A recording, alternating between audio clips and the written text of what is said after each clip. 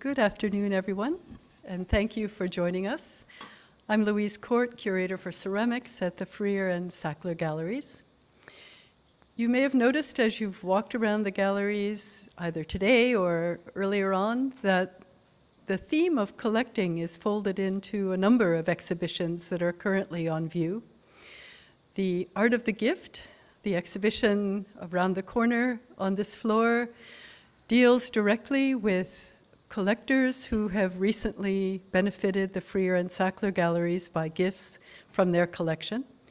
And the Sotatsu Making Waves exhibition also looks very directly at the role of Charles Lang Freer in collecting Sotatsu's paintings at a time when they were not really yet recognized by many Japanese collectors, fortunately for us. But our speaker today is Shirley Johnson, who really qualifies as not one but two collectors in my mind, because she's that rare individual who's not spent all of her energy on a single focus of collecting, but has managed to make an amazing turn midpoint. And so she has ended up amassing two quite marvelous but quite different collections. One organic, one inorganic, one hard, one soft, one hard, one Chinese, one Japanese, one old, one new. There couldn't be a greater contrast between the two fields in which Shirley has bravely set forth as a collector. But she has shown very masterfully in both fields how it is, what is required to be a successful and meaningful collector. So I'm very glad that she is going to be speaking to us today. We have benefited very directly at the Sackler Gallery from Shirley's more recent collecting interest because she has established a program in Artist in Residence for Japanese metalwork design. The first artist was just here with us this past month, for the month of October. And three of her beautiful works are still on view in the gallery, around the corner that way. And I'd like to suggest that after Shirley's talk, those of you who are interested might join her in front of those three works to hear her talk about them and tell you more about them. But meanwhile, I'd like to thank Shirley for being with us today and introduce her to all of us. Thank you.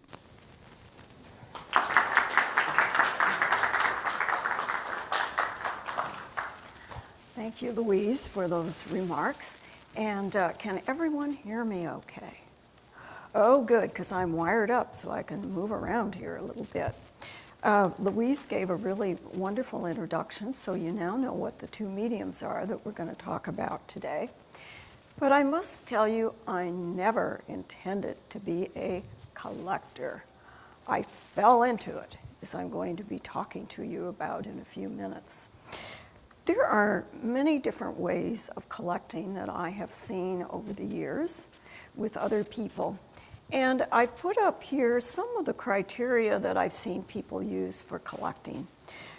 Some people will do just one country, but they will do all mediums in that country. And if I could point out my dear friend, the Bernsteins, and fellow trustee, Jane Bernstein here, they've done a marvelous job in the Japanese area, but collecting in many mediums. Then there are some people who only collect in one medium. They may do only ceramics, or they may do only textiles. Others who collect only at a certain age, such as 18th century. Some who collect only a single artist. Some who prefer abstract design to more pictorial design.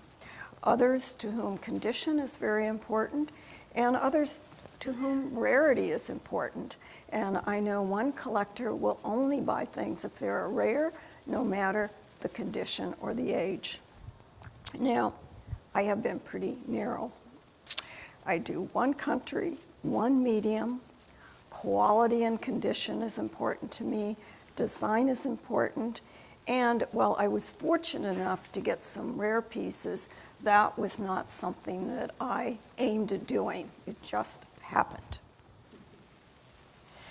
And as Louise pointed out, I'm going to cover two media, Chinese textiles and then Japanese metalwork, but two different periods of Japanese metalwork. And I started out, as I mentioned, not being a collector. I had just moved into a house that had a lot of walls, empty.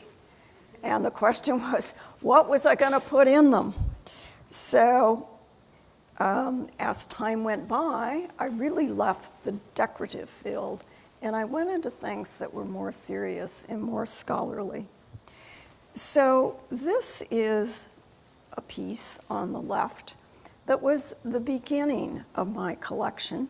It's very decorative. The story behind it is that I was in mainland China in 1979, and on this glorious Sunday day was walking along to the Ming tombs, which for those of you who have been there know that they have this giant sculpture along the path of an elephant standing, an elephant sitting, a camel standing, a camel sitting. And among this sculpture, there were Chinese people who were sitting on the ground or who had a card table out, and they were selling things. And this was one of them on the left. And since it was blue and white, it fit into my house. I had no idea what it was. I knew it was a textile, but that was it. The colors were right. Well, later I learned it was a band that was on a sleeve of a woman's robe. There were two of them on each arm. In fact, I bought two. Now, the very last piece I bought is the one on the right. And I think you will see the great contrast between the 19th century, the early 15th or late 14th century, the power of that animal on the right.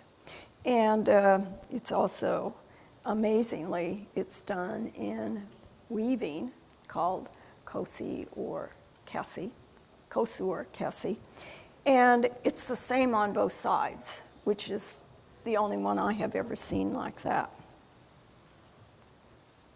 So I told you about the empty house in mainland China, and when I came back from mainland China with actually 4 textiles, 2 of which turned out to be a rank badge, but I didn't know when I purchased them, there was an ad in our local newspaper from someone who was selling textiles, Chinese textiles, and her name was Dorothy Knibb, who became a great friend of mine, now deceased.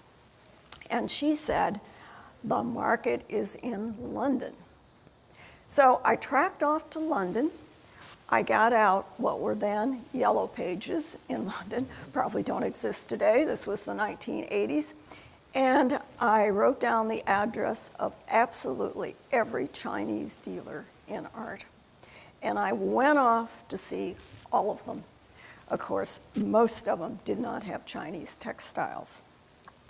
But one of them I found did, and this was the company of Spink. Any of you heard of Spink? A few of you.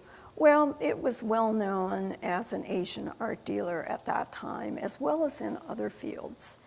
And up to this point in time, I had only seen textiles made in the 19th century. So I trotted off to Spink and met the expert there in Chinese textiles and said, I'd like something 18th century or earlier, not really expecting to find it. And she said, oh, I've got a Ming rank badge, at which point I about dropped over, because when we're talking about the Ming period, it's between 1368 and 1644. So that's pretty old. And I was, even though this is a high-end, very reputable dealer, I still thought, better check this out. So I trotted off to the Victoria and Albert Museum, who also has an expert in Chinese textiles, because the V&A has quite a few of them. And she later wrote a book in the field. And I asked her, could this possibly be Ming? And she said, yes. So I tracked back to Spink and I bought the piece.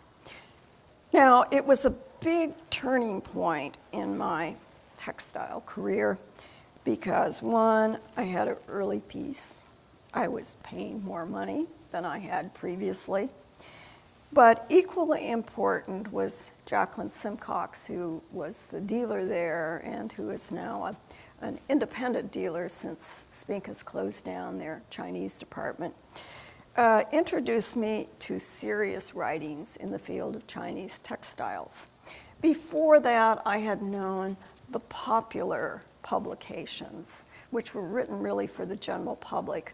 But she introduced me to the writings of Schuyler Cammon, who was the first to write on Ming period textiles. He was a professor at the University of Pennsylvania, which also has a collection of Chinese textiles. And when I read his various serious works, then I started into real scholarship. This is the first piece that I bought from Spink & Company. It's two phoenixes on it, which was a sign of princes. And it was only in the Ming period that you would find two birds on a rank badge. Now, I should stop and explain what a rank badge is. This is a piece of cloth that was worn on the back and the front of a robe, which designated the rank of the person wearing it. And this was throughout the Ming and the Qing period. So in the Ming, however, there were two birds. And so it was at this point I became hooked on Ming rank badges. And I searched and searched and searched everywhere, and fortunately was able to find some. So my collection of rank badges went to the 14th to 15th century through to the end of the dynasty in 1912. And along the way, there were not only rank badges, but there were surprises of textiles that I ran into that through enough study I knew were worth purchasing. So I'm first going to show you a little bit of the rank badge history. On the left is an imperial piece. We know that because it's round, because it has a front-facing dragon, and it's looking forward, and as you can see, the condition is perfect on it. Then I'm going to start with the most recent badges and go forward to the oldest one. This is certainly not all of them, but it's representative. The first one there is 19th to 20th century. Very simple, as you can see. Perfect. It's never been used. There's another badge right behind it because, as I mentioned, they came in pairs. Then we get the one on the left is 18th century, very pictorial. You notice how the waves are clumped. Then we get to the 18th century. Another one that's 17th on the left. Then we're getting into the 16th century. And finally, 15th or late 14th of the piece you saw before. Photography is difficult in any medium, and this one makes this badge look like it's soiled, but actually it is not. Now, what research did I do? Well, there were lots of books on Chinese textiles. I mean, we're talking about 10, 15 feet of books on them. There were articles. There were dealers. There were other collectors. There was a lot of people and publications to learn from. But what I also did was go to museums. And assuming that museums had the best of the best, so that I could see what was there and try to equal it and maybe do better. The Chinese textiles came into the U.S. in the late 1880s, the 1930s, and then the other big buying period was at the time I was collecting. there were all these wars, and it was really the wars that caused families to sell their textiles, and they came into the U.S. Also, missionaries brought back a lot of them. So I went to the Metropolitan Museum, the Cleveland Museum, Philadelphia University, Royal Ontario Museum in Canada, Yale, which has a collection, and on and on. And all museums were really most gracious in letting me look at things in storage, and not only look at them, but let me photograph them. So I had a nice history of museums, particularly in the rank badge area. And the Metropolitan was so gracious, and I went so often that they let me put in a piece of paper where I'd left off the time before. Now, as I mentioned, there were surprises. This is perhaps the most valued of Chinese textiles. It's what is called a 12-symbol robe because it has the 12 symbols of the emperor, with only he could wear. This one, however, was worn by the last empress of China, which she did, the only empress to do so. And I don't know that you can see the symbols at all from the screen. It's really, really sort of difficult. It's woven, which makes it more valuable, but here is one of them, a couple of cups. There's one up here. There's one here. There's one here. There's a couple on the shoulders, but anyway, there's 12 of them. And why this was a surprise is because everyone who collects textiles wants a 12-symbol robe. And I had turned down a couple before, which I now regret, for various reasons. But this one, my good friend, Dorothy Knibb, found. And she found it in Baltimore. And years later, to my great surprise, I was reading a book on dragon robes written by Schuyler Cammon, who I mentioned earlier, and there was a perfect description of this robe belonging to a Baltimore family, describing it perfectly, and of course, praising it. So that was a wonderful surprise, one, that I found it, and two, later on, that I could see it had been discussed by a scholar. Then, this was another surprise. I was in Dallas, Texas, and I was going to various art dealers who might have Chinese things.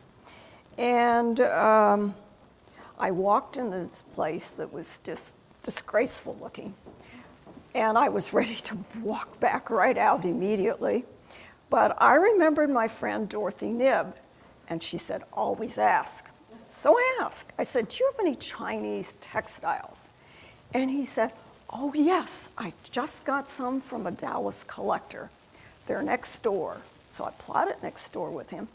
And he had this rack about this long on which were hanging Chinese robes. And some of them were very late, but great condition. But immediately I recognized this through my study and looking, that this was 18th century.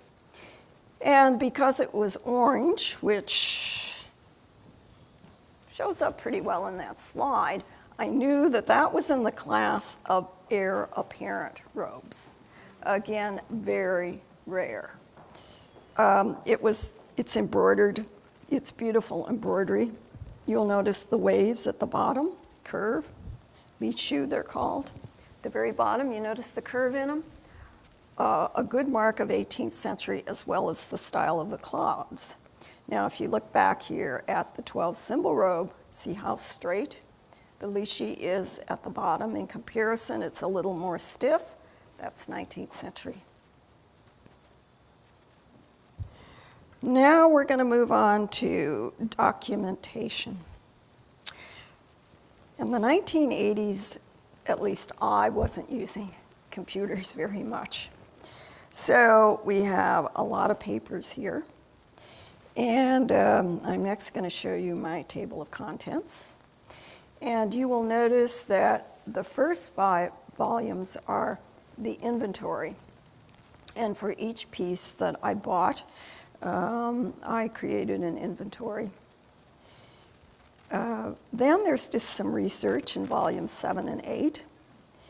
And in 9 through 13, we have museums.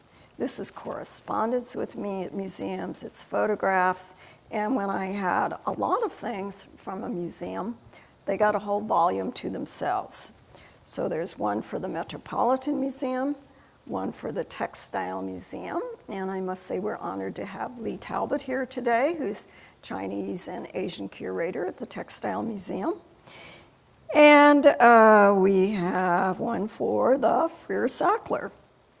And then I went to next volume, 14, is dealer correspondence and photos.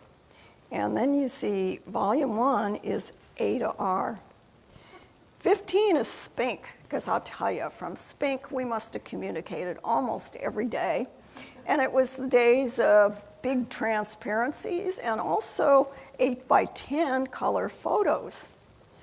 So there was a lot there. And then Linda Rigglesworth was a well-known dealer, mainly 19th century, and miscellaneous there. Then there was collectors and authors. And somehow we Chinese textile collectors got to know each other pretty well. And there was especially one who was at the level of seriousness that I was in Hong Kong. And he and I corresponded a lot, and we kept all of that. Then there's some research that I started to do. I wanted to do an article on imperial robes, which really hasn't been done in depth. Then the number 19 was my book list inventory, which I told you there was a lot of book lists. And then we have a whole volume on Yan Young. He was the head of Chinese textiles at the Palace Museum in Beijing. And when he came, it was an eye-opener because we never knew for sure where various textiles were made. We knew where some of the workshops were in China, but we didn't know what came with which.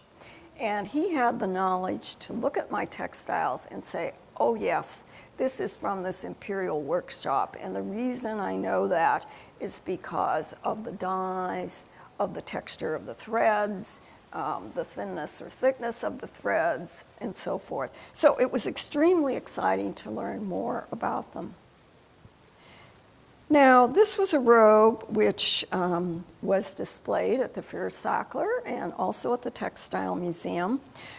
It's very rare because most people were buried in them. Plus, they only wore them for certain ceremonies, so maybe you only had one in your lifetime. And I did know what I was doing when I bought this robe. I had been looking for a chow fu. Now, this is a picture of it up close. It's gauze in the background and embroidered over.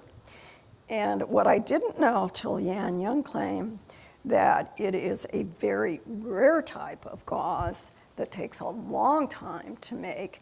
And indeed, the Palace Museum does not even have a sample of it. Now, I wanted to show you an example of an inventory sheet and just really focus on the main headings there. Everything's dated. It shows where it's exhibited. It's been published quite a bit where it was. And then I would go through not only from museum collections, but from any other collections. Was there anything that was similar? And then I would contrast it with mine. And then what I think is one of the more valuable parts is the comments of different people who saw it. There's my own, our own Jan Stewart, who's a textile enthusiast and who curated the Ancestor Portrait Show in 2001, which showed the chow fu. Linda Rigglesworth, a quote from Schuyler Cameron, John Vollmer, who's a prolific writer on Chinese textiles, and then Yan Young, from whom I got quite a bit of information, and then all of my inventory sheets. I have the date of purchase, the provenance, or the seller, and the price. And I do the same thing on metalwork, but I wasn't going to repeat that for you. Now, the next thing is conservation. When I went to the museums, I always met with the conservators to see what temperature and humidity they were using.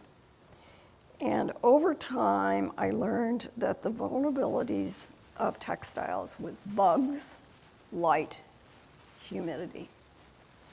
So when I started out, as you remember, I had these bare walls. That means, boy, we're going to hang them. So I did two things for conservation. One, if anything was framed, I had UF3 plexiglass on it, which retards ultraviolet rays. And I also put that on the windows of our house. You can get film that attaches to your windows. Now, what I eventually learned is that will retard fading, but it won't stop it. And when I saw one piece where the very bright red suddenly turned to orange, I said, oops, that's it. Everything comes off the walls. So I'm back to empty walls once again. Now, a few I did leave framed, but in addition, they got covered with mountains of other textiles. So you couldn't see them, but they were hanging. And then, of course, these things that I'd taken off the walls and future things that I didn't frame were in acid-free boxes in paper. And then there was controlling humidity, even though they were in storage. So this is a picture here of a piece that you see on the left is covered up. On the right, it's uncovered with UF3 plexi. And then this is what it looks like in real life. It's an imperial pillow on which someone sitting on a chair would put their arms. There's a pair of them. These are very rare because the yellow is not faded here. Most of the time they're faded because at one point I was going to do a small collection just of the furniture covers and so forth, but couldn't find them that weren't faded. Now, this weird looking thing is a hole that I had built into the wall of the storage room in which I screwed in the hose from a dehumidifier so it can drip outside, and I didn't have to come home every night and empty it. And on the top, the yellow thing is the cover for the hole, which gets put on in the wintertime. Now, these are other conservation materials. You will see at the left a hygrometer, which measures humidity and temperature. And when I photographed it, I was so thrilled because it was a safe less than 50% humidity and 70% temperature. And I thought, wow. At the bottom right here, cedar blocks for moths, but you don't put them inside the boxes because some of the resins could come out onto the textiles, but I do have them outside. This is on the floor for bugs. This is a acid-free box, acid-free paper of two types. This would go like on robes because you could crunch it up and put it in the sleeves. And this is a wonderful thing to have. It's a 30 times magnifier, and it has a light in it. And you put that on textiles, you can really see the threads.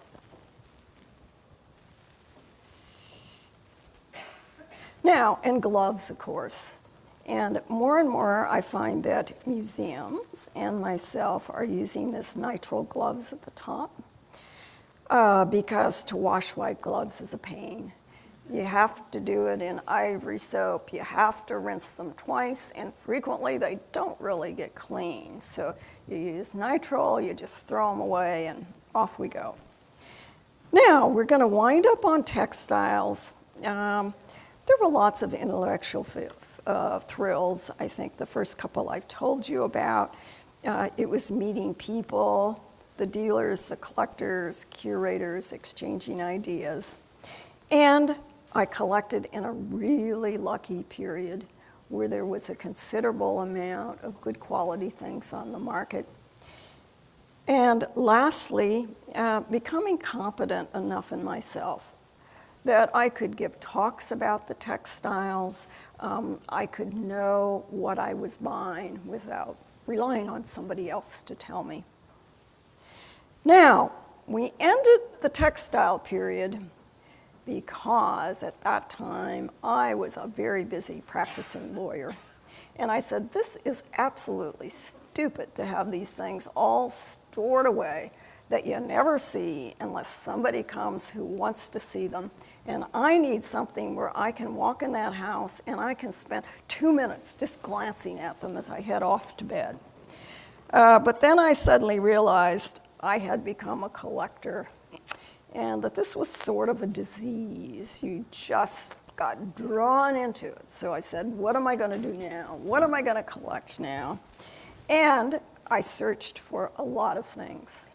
I did a little collection of antique Irish Balik. I collected some Chinese export silver. See, I'm heading to metal. And I did European enamels, which also have metal as their base.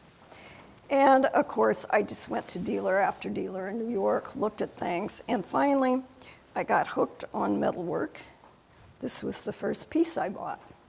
Now, I mentioned to you the difficulties of photography. And this is a professional photograph, by the way, but this big shadow here is not there in real life. This is the same technique of Osumi-san, but it's done in Kyoto and it's done with wires, whereas she uses foil, gold and lead foil. It's by a famous maker, and some people think it's one of his better designs. There is also on display at the Walters right now a huge temple that he made. And it's pretty phenomenal piece for its size and, again, the very, very detailed work.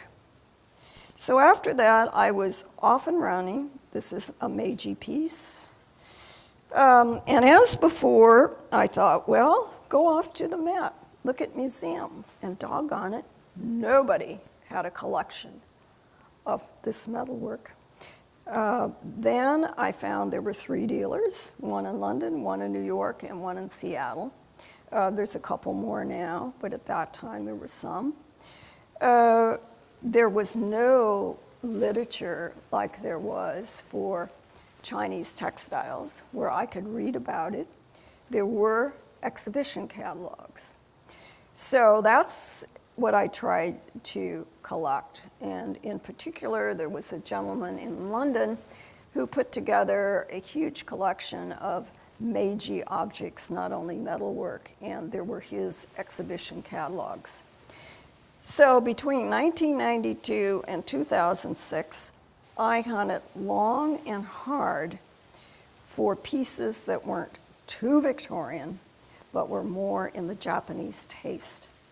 What had happened historically in Japan was that metalworking was very ancient, and it was made for swords, armor, Buddhist temples. And this kept a lot of metalworkers busy. But in 1868, swords were outlawed in Japan. And about the same time, Japan started permitting trade with other countries, and there were expositions or exhibits of art from all over the world that were held in the US. So they now got this Western market. They're in the Victorian period. They're making them for the West. So the motifs became very Victorian, which I didn't care for. And so it became hard to find pieces. But anyway, I bought a few that I thought were pretty good. Now, you will notice in this Meiji area, they're very detailed, they're very ornate. In a way, they're sort of like Chinese textiles and motifs. This is a big piece. It's imperial. It was made for the emperor, which we know through a number of different ways, including the imperial moan on top, but also the language on the tomobanko, which is the storage box. Here's a close-up of one part of it. This one here, again, you'll notice they're pictorial. This one, here's one up close. And after a while, I said, well, this is going pretty slow, and actually due to Louise Court, who I saw in Japan to look at ceramics, but she had with her some collectors who were looking at modern ceramics. And I thought, gee, why don't I look at modern metal? So again, no books, nothing on it, but I discovered Japanese exhibition catalogs. So I bought all the catalogs that I could possibly find, and then I put Post-its on pieces that I liked. And after a while, there was a pattern. I saw that I kept choosing the same artists over and over. So on 2006, I made my first trip, went to Tokyo only, and my intention was just to buy things. And I didn't buy one single piece that trip. So in 2007, February, I went on my second trip, and this time we went to the west coast of Japan. And there I met an artist by the name of Nakagawa Mamoru. And this again changed my life, just as Spink had in the Chinese textiles. Mr. Nakagawa changed my life. And I suddenly became aware of the various techniques. And that led me to see a lot more artists and to evaluate things better. Well, in this very first meeting with Nakagawa, which I can still almost not believe today because the Japanese are so formal, so proper, but he said to me, this total stranger, would you help me come to America? And of course I had to say yes. But at the same time, I'm inwardly groaning because I thought with my 12 to 16 hours a day of work, how am I going to do this? Because I had to do everything for him. A place to stay, a place to teach, translators. And again, Louise came to my rescue by advertising for a translator who is here today. Modoko, where are you? Modoko Shimizu is back, stand up. She's a brilliant interpreter, and she interpreted for him and also for Osumi-san when she was recently here. Thank you. And he taught me a lot then, and the technical issues, things like the tomobakos, the proper way to sign them, what was good wood and what wasn't wood, about the ties, which are good and which weren't, every aspect of metalwork. And he and I now have become good friends. I see him every time I go to Japan, which is twice a year. And he's come to Washington. He knows my dear husband here in the front row. And what has been really rewarding is that he will give me a candid evaluation of other artists, knowing that I will not tell a soul. And we go to exhibitions together, and he says what he likes, and I says what I like, and we compare our notes and why, and generally we're in total agreement. Nakagawa is the youngest living national treasure ever. He was made one at the age of 57. Generally, they're around 70 years of age or older before they're made a living treasure. So he was recognized early as an important artist. And as time went by, there was a company, a foundation that sponsored making a movie of him. And he came to Washington to recount his teaching here. And as I talked to the producer of the show about his work, he says, I want you in the film too. So we did a movie together. And we talk about walking down the halls of Hollywood together, although that has not happened. But anyway, I had the great pleasure of being filmed in my home discussing his work. And this, the very first piece I bought, was from him. This is it. It's in the shape of a sports stadium, and it is cranes that are migrating from Hokkaido to Siberia, which they actually do every year. And these white things here are ice caps that are breaking up, and the black lines are wind. So he does very impressionistic work, but yet it's representational because we know what it is. And these cranes, if you could turn it around and see the other side, you would see that they just meet up after they go around the sports stadium.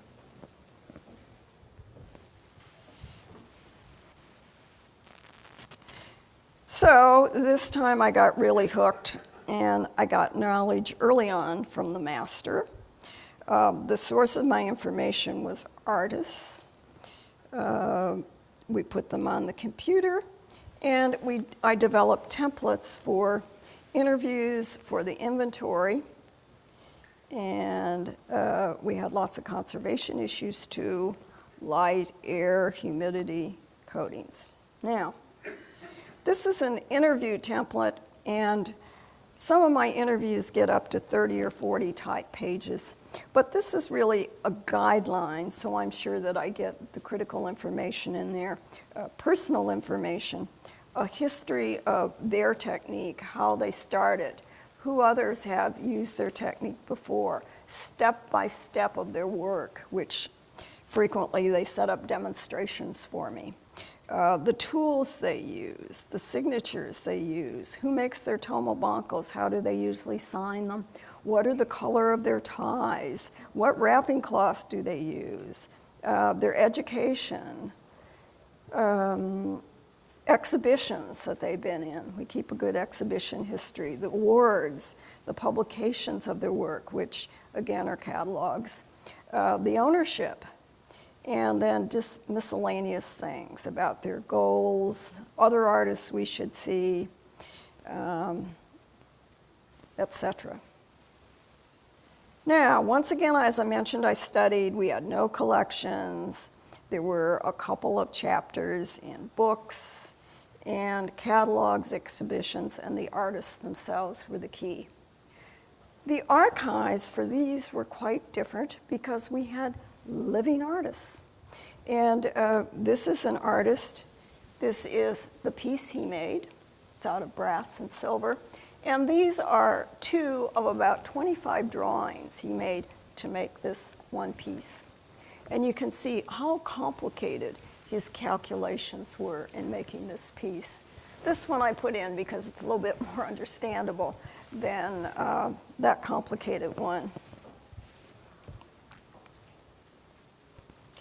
And this is the Osumi piece that's on view right around the corner here.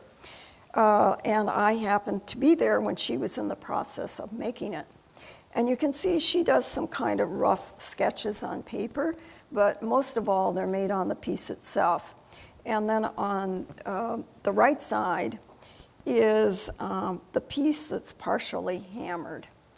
And where it's the bright silver, it has been hammered, and at the top where it looks white, it's been fired with a torch, which makes it turn white, but once she hammers it, it will turn back to silver again. Other things we collect are this artist, the finished pieces on the right. His technique is unique. He cuts out pieces of metal, which is the cutout on the left, and then he puts it on a vase that he has hand hammered, and then he uses heat to soften it, and he hammers it into the metalwork. Then there are a lot of DVDs from these living artists, and I get all I can. This is one particular artist, and then you see that I've had it translated into English. 3 columns. The first is the particular minute or second on the video. The middle is the Japanese, the right's the English. And then I collect things like this. The tool in the center was used to hammer this little silver piece here, and I hope you can see the little dents in it, but it's a special hammer to do that. This over here is porcelain chips, which some of the artists use, and they drop them onto the metal to take away some of the sheen. And it's also not only done with porcelain, but it's done with brass, it's done with iron beads, and of course it's done with hammers. And then on the right, which at the top, which looks like a bar of soap, is something called ibota, and it's actually the wax from an insect which is heated and rubbed on to the finished metalwork to give it a protective coating so that it doesn't oxidize as quickly, and so that if you happen to touch it, it's protected. And then this is foil, which Osumi-san uses in her work, lead on the left and gold, which is of course much thicker than leaf. So what's the fun of collecting? Well, I think one, it's finding objects. There's no doubt about it that is really exciting when you first look at a piece and say, ooh, maybe I could have that. The second thing is knowledge, where you really understand what it is, where you can look at a piece and you can evaluate whether the technique is good. And then, of course, there's also design and there's shape. But it's building up knowledge through time. And then thirdly, which is equally important when you're doing modern metalwork, is the artists, the people that you meet, all of whom are so generous and who give me those things that I just showed you from their work. What have I learned from experience? Well, you're always going to miss some good pieces, either out of your level of collecting at that time or because you don't appreciate them at that particular time. But I think one of the most important things that I've learned is not to talk myself into pieces. If I don't have an immediate response to it, then get away from it for a while and go back and look again and say, wow, that's still great. I shouldn't buy it. And I've had a couple of instances where it would be a famous artist. The price was very reasonable. And I'd have this urge to buy it, but I didn't, and I'm so glad. Let's see. I mentioned most of this. You gotta look. Use a magnifier, keep records, and you gotta keep the records right away because you'd be surprised how quickly you can forget things. And now I'm going to show you a wide variety of contemporary metalwork. This piece is big.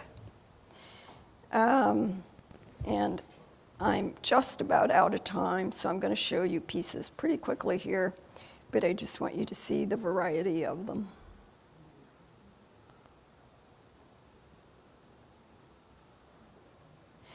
And then very lastly, in selecting pieces that I might want to purchase, we do a history of the metalwork of artists. And this is a very incomplete history, but the artists do about one major piece a year.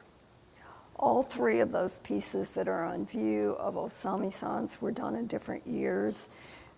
We have all 3 of them here, 2014, 2012, and 2008. Are her pieces.